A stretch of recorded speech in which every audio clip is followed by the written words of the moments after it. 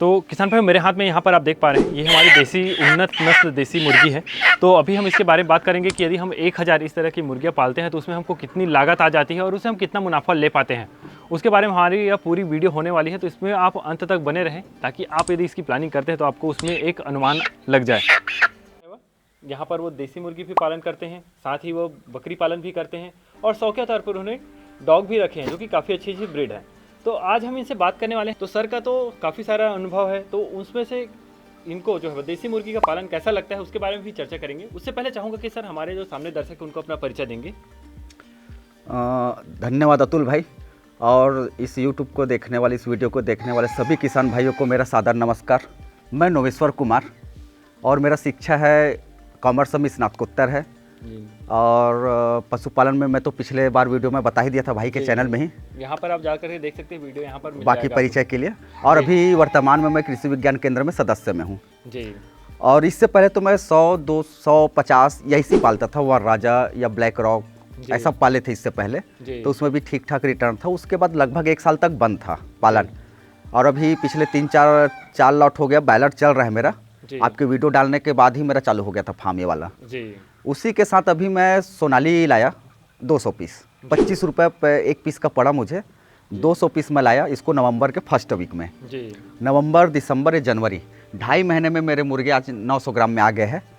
अगर बोला चाहूँ तो ना ज़्यादा फीड खिलाया हूँ, ना ज़्यादा इसको खर्चा किया हूँ, और ना मॉर्टिलिटी है मेरे पास जी। 200 में बहुत कम, शुरू में 5-6 जो मरे वही मरे हैं, बाकी सब अभी जिंदा है जी। तो सर इसका सेट की बात करूं मैं जी, मैं तो 1000 के हिसाब से अपन अनुमान लेकर के चलेंगे। अगर कोई ऑडियंस जो है जैसे देख रही तो उनको 1000 का कैलकुलेशन मिलता चले जाएगा, फिर वो अपने हिसाब से जैसे 2000 करना है, 3000 करना है, 10,000 करना है, तो वो फिर कैलकुलेट कर पाएंगे। तो सबसे पहले जैसे 1000 मुर्गी के लिए कितने बड़े एरिया की जरूरत पड़ेगी, सेट की क्या जरूरत पड़ेगी, उसके बारे में बताइए। 1000 के लिए मुर्गी के लिए सर मैं तो अगर बात करूं तो 800 स्क्वायर फीट में भी आसानी से पाला जा सकता है जी। बैलर को हम 1000 मुर्गी के लिए 1500 स्क्वायर फीट जगह देंगे जी। लेकिन इसके लिए 800 भी काफ़ी है और 1000 तो बहुत ही काफ़ी है जी। क्योंकि इसके में जैसा वो जूम करके दिखाएंगे वो बैठे हुए देखो वो, हाँ एक ऊपर एक ऐसा इसमें कैंची है, तो उसमें अगर बांस हम बांध दें तो ऐसा भी बैठ जाते हैं लोग। और बैलर तो 1 फीट नहीं कूद पाते हैं, तो इसमें ऐसा सिस्टम बनाया रहता है। ये तो मेरा पानी का सिस्टम है जी। तो 1000 की बात जैसे आप करो तो ऐसा वेल सेटेड एकदम बड़े हो कि ऐसी नहीं, मतलब वेल सेटेड जैसा पन तो इसमें सर हमको छोटा ड्रिंकर जी, बड़ा ड्रिंकर कितना लगेगा उसको बताएंगे। 1000 में 20 की जरूरत रहेगा हमको, 2% का जरूरत रहता है जी। 2% बहुत है। और एक ड्रिंकर 1 फीडर का ऐसा सेट लगता है। इसका जो रेट आया था वो 250 रुपये में आया था। इसमें 8 किलो दाना आता है जी। तो ये बड़े का है। इसी में छोटे फीडर आता है, मैनुअल फीडर, टर्बो फीडर बोलते हैं हम लोग। उसमें 3 से 4 किलो दाना आता है जी। वो लगभग 180 रुपये का था जी। तो छोटा ड्रिंकर 110 रुपये, ये 330 रुपये, ये 250 रुपये, और इसी का फीडर 180 रुपये का आसपास। ये इसका पूरा सेटअप है खिलाने का जी। और जैसे अगर दोनों लेना पड़ेगा क्या किसानों को, कि एक से ही काम चल जाएगा? मुझे तो लग रहा है सर, मैं जैसे ये अभी 200 पाला हूँ ना, आप देखे मैं नीचे में फेंका खाली है जी। तो हमको हो सकता है छोटा फीडर की जरूरत पड़े, बाद में फिर वो बड़े होने के बाद आप इसको छिड़क के खिला सकते हो यहाँ। मैं तो ये सोनाली पाला हूँ जी। ये सोनाली भी प्योर देसी जैसे ही है जी। और इसका पालन यदि हम सेमी किया जाए, जैसे मैं इधर साग सब्जी लगा दिया हूँ, आपको दिख रहा होगा जी। अगर कैमरा घुमाए तो यहाँ पे पालक, लाल चौलई, मेथी, उधर बरसीम, उसके बगल नेपियर लगा हुआ है, इसको भी इनको खिला सकते हैं जी। तो ऐसे में प्रोडक्शन कॉस्ट मोटा मोटी 170 रुपये आता है बोले। अगर आप जैसा बात कर रहे हो अपना वेल सेटेड का, उसमें 170 से 180 रुपये 1 किलो करने में आता है। लेकिन मुझे तो ज़्यादा नहीं आया, मुझे तो मोटा मोटी 70 रुपये ही आया होगा, 70 से 80 रुपये। तो 100 रुपये काफ़ी पैसे बच गए। हाँ बहुत पैसे बच गए जी। हालांकि टाइम ज़्यादा लग रहा है मुझे, लेकिन वो मुझे पोसा जा रहा है क्योंकि मैं इसी के भरोसे नहीं हूँ। और ओवरऑल देखा जाए अतुल भाई तो मैं यहाँ किसी के भरोसे नहीं हूँ, सब एक दूसरे के सहायक है, एक दूसरे से जुड़े हुए, सब एक दूसरे से जुड़े हुए हैं। तो फीड कॉस्ट जैसे कि बात करें कितना लग जाता है एक केजी वेट गेन करने के लिए? इनको 1 केजी वेट करने में 100% फीड में यदि रखते हैं जी, तो ये लगभग 3 किलो से 3.25 किलो दाना खाते हैं जी।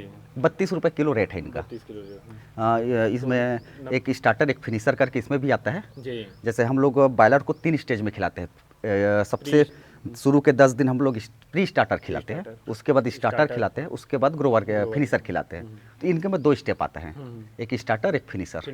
हाँ बस जी अगर 100% में रखे तो ओवरऑल में देखा इसको अगर यदि हम लोग जैसा मैं पाला हूँ अभी वैसे यदि पाला जाए उसमें क्या है सर 2.5 से 3 महीने में रेडी होगा, ये 4 महीने में रेडी होगा।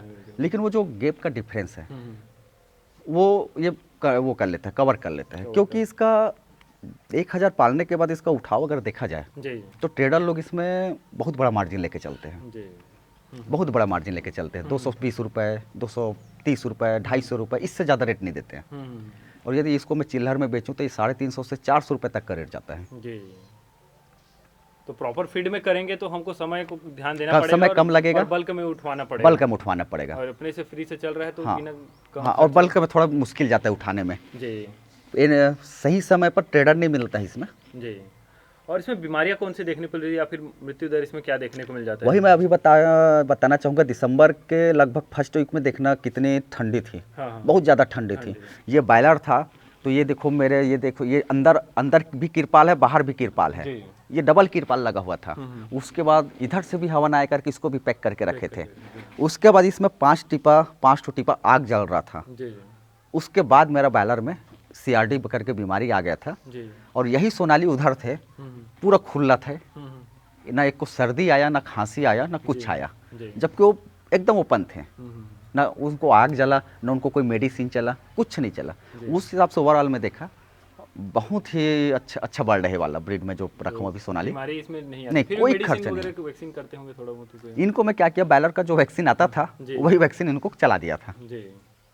तो उसमें फिर कितना खर्च आ जाता है उसमें? लगभग हम लोगों को 2 रुपये मेडिसिन चार्ज जुड़ा रहता है। 2 रुपये मान लेते हैं उसमें, इसलिए 2 रुपये मान के चलते हैं।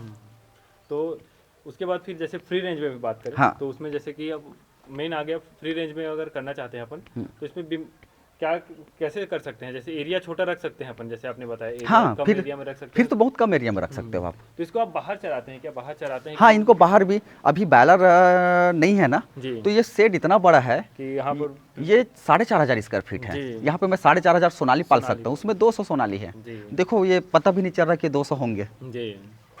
तो अगर फ्री रेंज में चराना चाहते हैं छोटा सा एरिया रख के अपन बाहर में वहाँ पे एक्चुअल में इसमें क्या है, दाना गिरा हुआ है बहुत सारा, प्लस इसके कीड़े तो साफ कर दिए इन लोग पूरे। नीचे ये जो है ना, ये कीड़े का ही है। ये जो आपको ये ऊपर दिख रहा है ना, ये जब कीड़ा आता है तो ये देखो ये इनका क्वालिटी अलग हो जाता है। यहाँ पे यदि देखा जाए तो इसमें कीड़ा आ जाते हैं। ये पूरा कीड़े तो इन लोग खा गए, कहाँ से दिखेगा? तो जैसे बॉयलर में तो अभी हम 10,000 तक सुनते हैं कि 1 लाख तक भी करते हैं, लेकिन देसी में हम कितने तक कर सकते हैं मैक्सिमम? देसी में सर स्टार्ट तो 200-300 से स्टार्ट एक बार करके देखना चाहिए जिसको भी करना है। 200 में उसको समझ आ जाएगा कि उसको माल कैसे बिक रहा है। मेन मार्केट वहाँ पे उसको जितना कॉस्ट कटिंग कर सकता है वो उतना करे, उसको जितना भी कॉस्ट कटिंग कर सकता है वो करके उसको तैयार करे, अपना समय दे, फ्री रेंज में छोड़े। ये जैसे मैं ये साग सब्जी भाजी वाजी लगा दिया हूँ तो जाहिर सी बात है यदि आप सब्जी लगाते हो तो उसमें कीड़े का प्रकोप आएगा। वहाँ जाएंगे तो वो कीड़ा भी खा लेगा, वहाँ पे वो कोड़ा भी दे देगा आपके सब्जी भाजी को।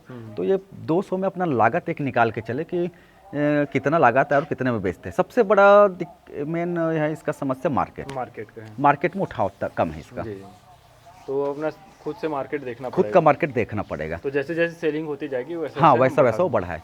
तो 1000 में हम बात करें तो कितनी मतलब कितना मिल जाएगा रिवेन्यू? उसमें कितनी मतलब खर्च, लेबर खर्च भी जोड़ ले अपन थोड़ा बहुत, और जो आपने जो जेन्युइन खर्च जो बताया जो हमको लगना ही है वो बताया, तो उन सबको काट करके हमको कितना मिल जाएगा? सर इसमें यदि हम बात करें तो आपका 25 से 28 रुपये चूजा रहता है जी। वो भी फिक्स रेट नहीं, कभी 25 रहता है कभी 28 रहता है जी।